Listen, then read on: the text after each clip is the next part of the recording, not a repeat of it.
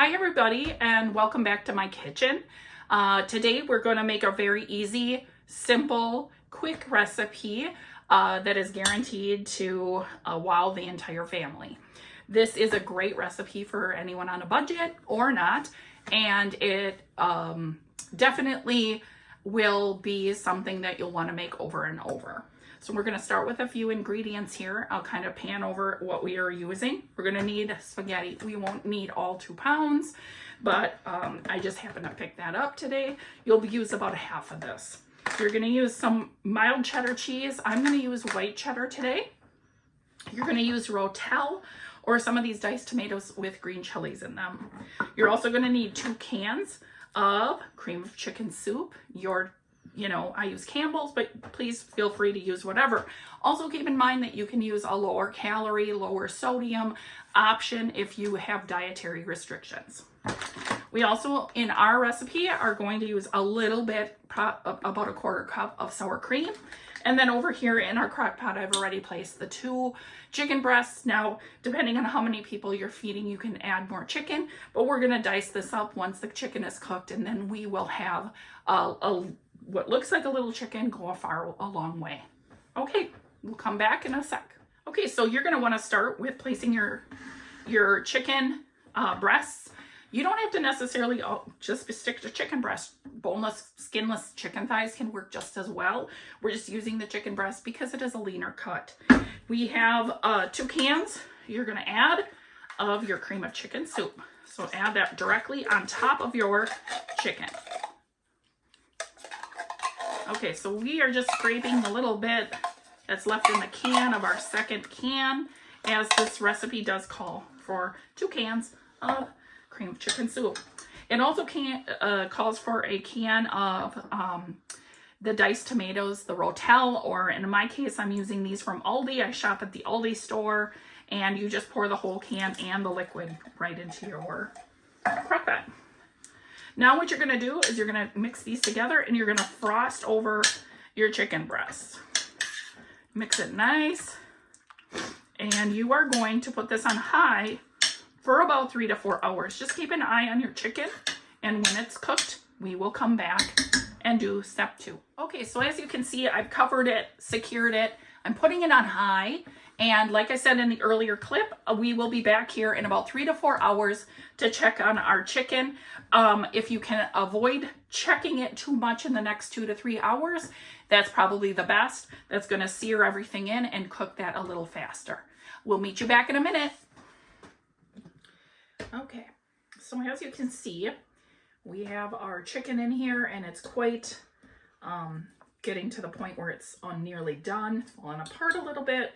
We're going to remove that from the gravy, kind of the sauce, and we need to cut that into bite-sized pieces, which I'll do right now. So you can see the 2 pieces of chicken I removed from the pot, and we're going to cut those up. Okay, as you can see, we have cut up the chicken into bite-sized pieces, and we have our remaining sauce in the crock pot. And what we're going to do is add a few other items to the crock pot. So we need to add some spices. I made a little spice blend here. This is 1 teaspoon of paprika, 1 teaspoon of garlic powder, 1/2 teaspoon of salt, and 1/2 teaspoon of black pepper. And we just add that to our gravy or sauce.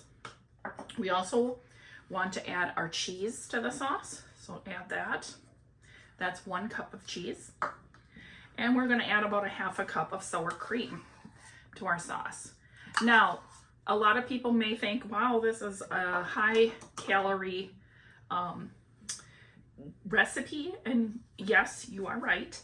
However, you can make substitutions in the recipe with using lower calorie ingredients, such as a lower calorie soup, lower calorie sour cream, a low fat cheese, and you can modify the recipe to your liking. Now, once we add that all in, we're going to get a spoon, and we're going to stir those items and blend the sauce up. So you're going to get this nice rich, creamy sauce. And then what we're going to do is once we get it nicely blended, we're going to add back our chicken. So we add back our chicken pieces. And this will go back on high for another 30 minutes. And once we come back, in that duration of 30 minutes, you're going to want to cook your spaghetti noodles. Oh. Okay, so what we're going to do now in the meantime, as our chicken blend is in the crock pot for another 30 minutes, kind of melding the flavors, we are going to get our noodles prepared. So I took about half of the box, since we have a crew to feed, and that was about 1 pound of the spaghetti. And that spaghetti, I broke up into smaller pieces. So I just broke those up. That'll sit on the side. In the meantime, I'm going to be boiling the equivalent amount of water that's needed to boil, cook our noodles. And we add just a pinch of salt to this, and we will put this on boil. Once this starts boiling, we're going to add our noodles to the water and cook until they're al dente. Okay, so it has been 30 minutes, and in the meantime, we had cooked our pasta, which we had talked about.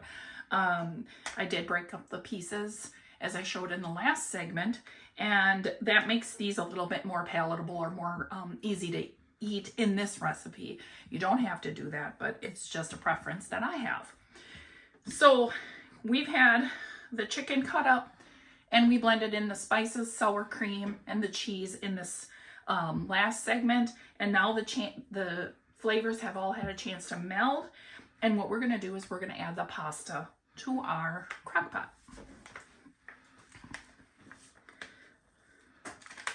So as you can see, with this amount of pasta, this meal, it becomes quite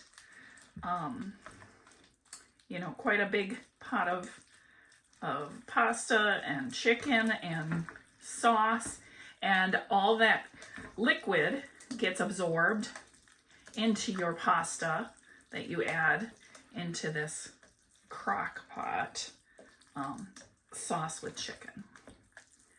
And just look at that steaminess coming out of there. And I wish you guys could smell it because it smells really good. And it's almost 5 o'clock, which is almost time for us to have a little bit of dinner here. So we're going to get some of this on a plate and have a taste. So I let it sit for a minute. It helps to thicken up the sauce. Once you add your spaghetti or whatever pasta you use in this recipe to the sauce chicken gravy mix, you're going to have a little bit of liquidness. So you just let that sit for a minute, and that will help to create a little bit thicker sauce, making it a lot more palatable. And I just added some to a plate here, and Fuad is filming, and he's going to be my taste tester, and we'll hear what he has to say once he takes his first bite. So now that we're ready for a taste test, I'm going to just have Fuad here take a taste test of it and give you his blind reaction.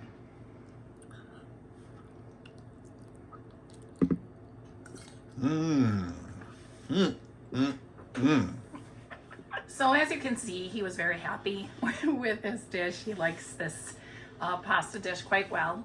Obviously, you don't have to serve it alone. You can if you want. This would go really good with a piece of garlic bread, vegetables on the side, a little fruit, whatever you like. But it can stand on its own as well. So I hope you guys enjoyed my recipe. Like I said, it's a shoestring budget meal for a large group and guaranteed to be a crowd pleaser. Enjoy!